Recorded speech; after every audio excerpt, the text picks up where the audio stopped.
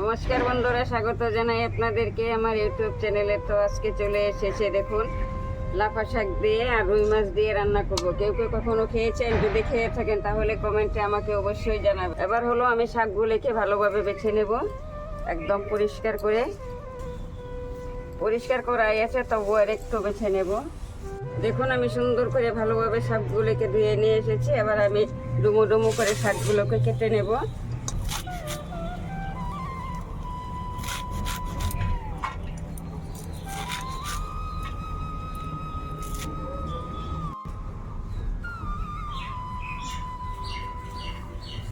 দেখুন আমি এই শাকগুলোকে এভাবে কিছু কিছু করে কেটে নিয়েছি, বেশি ছোট করিনি। দেখুন আমি এদিকে কড়াই বসিয়ে দিয়েছি উনান জ্বালিয়ে। এবার আমি দিয়ে দেবো কড়াইয়ে তেল।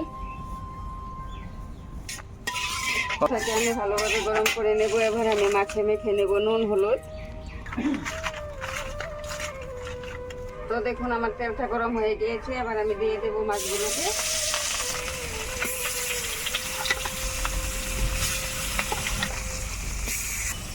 তো দেখুন এদিকে আমি মাছটা দিয়ে দিয়েছি। এবার আমি মাছটাকে ভালোভাবে লাল লাল করে ভেজে নেব। তো বন্ধুরা এদিকে আমার মাছটা ভাজা হতে থাক, আর এদিকে আমি এই যে লাই শাকের মধ্যে 2-3টা আলু দেবো, তাই আমি আলুগুলো কেটে নেব।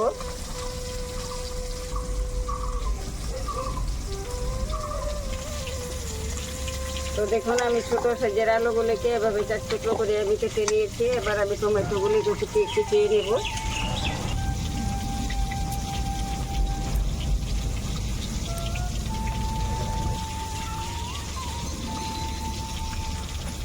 আমার কাঁচা পাতা সব হয়ে গিয়েছে। এবার আমি কাঁচা লঙ্কা বেটে নেব। একটু লবণ দিয়ে দেব। লবণ দেওয়ার জন্য তাড়াতাড়ি কাঁচা লঙ্কা বাটা হয়ে যায়।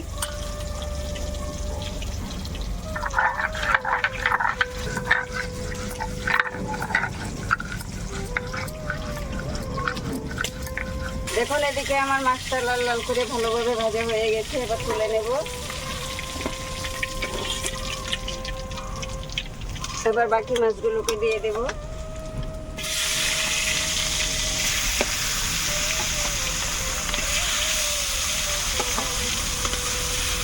এখন বন্ধুরা আজকে যে আমি রান্নাটা করছি লাফা শাক আর রুই মাছ দিয়ে, তো রান্নাটা একদম খুব স্বাদ হয়, খেতে একদম অসাধারণ। তো আপনারা একদিন হলেও ঘরে খেয়ে দেখবেন কেমন হয়। তো দেখুন বন্ধুরা আমার 2 মিনিটও লাগেনি, আমি কাঁচা লঙ্কা বেটে নিয়েছি। তো আমি যেভাবে কাঁচা লঙ্কা বেটেছি, তো এইভাবেই আপনারাও বাটতে চেষ্টা করবেন, খুব সহজে বাটা হয়ে যায়।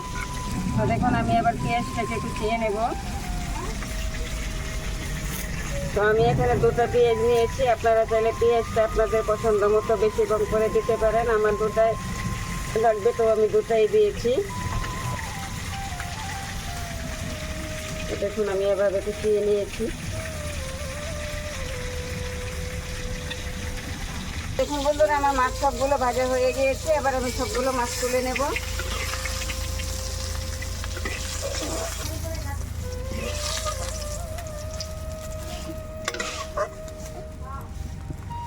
তো দেখুন আমার যে করে তেল আছে, তো আর একটু তেল ঢেলে দেব। এবার দিয়ে দেবো পেঁয়াজ কুচি, দেবো একটু আদা কুচি। এবার আমি সবগুলোকে ভালোভাবে মিশিয়ে নেব, মিশিয়ে একটু হালকা করে ভেজে নেব। এখন আমার পেঁয়াজটাকে ভালোভাবে আমি ভেজে নিয়েছি। তো এবার আমি এখানে দিয়ে দেব মশলা। এখানে নিয়েছি কাঁচা লঙ্কা বাটা, জিরে গুঁড়ি, ধনে গুঁড়ি,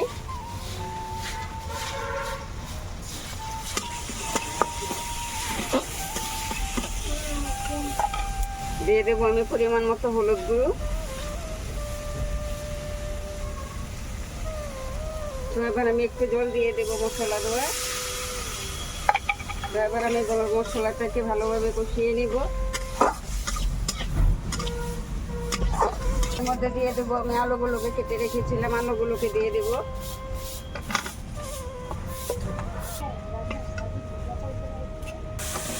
তো দেখুন আমার মশলাটা ভালোভাবে কষানো হয়েছে। এবার দিয়ে দেবো আমি শাকগুলোকে।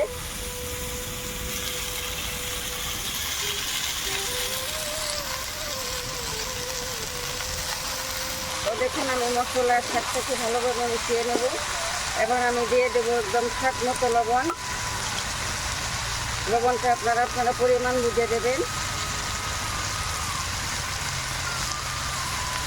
তো আবার লবণটাকেও আমি ভালোভাবে মিশিয়ে নেব।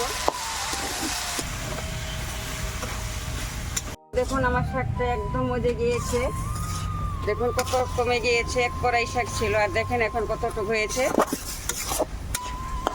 তো দেখুন আমার শাকটা ভালোভাবে কষানো হয়েছে, এবার আমি দিয়ে দেব পরিমাণ মতো ঝোল। তো আমি বেশি ঝোল দিব না, অল্পই দেব।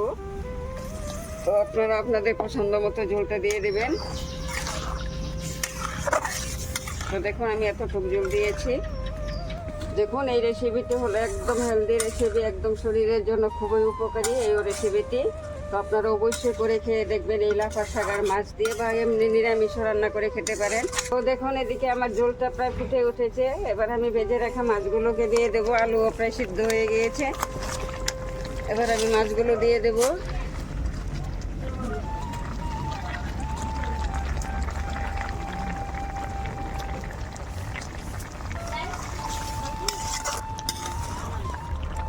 এবার দিয়ে দেবো ধনে পাতা কুচি, দিয়ে দেবো কাঁচা লঙ্কা চেড়ে।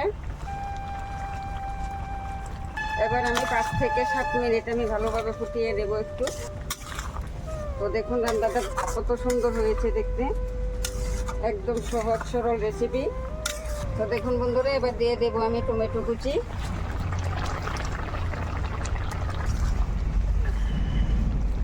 তো দেখুন বন্ধুরা মনে হচ্ছে বৃষ্টি আসবে, দিনটা একদম অন্ধকার করে নিয়েছে। এবার দেখুন একদম অন্ধকার অন্ধকার দেখা যাচ্ছে, তাই আমার ভিডিওটা হয়তো অল্প কালো কালো হবে।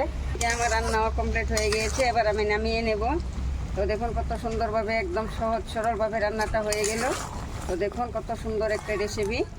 তো দেখুন আমার রান্নাটা হয়ে গিয়েছে, এবার আমি নামিয়ে নেব।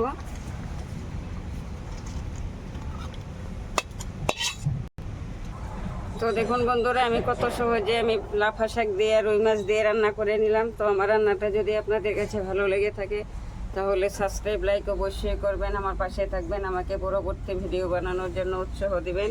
আজকের মতো এখানেই শেষ করলাম, আবার দেখা হবে কালকের ভিডিওতে। ধন্যবাদ।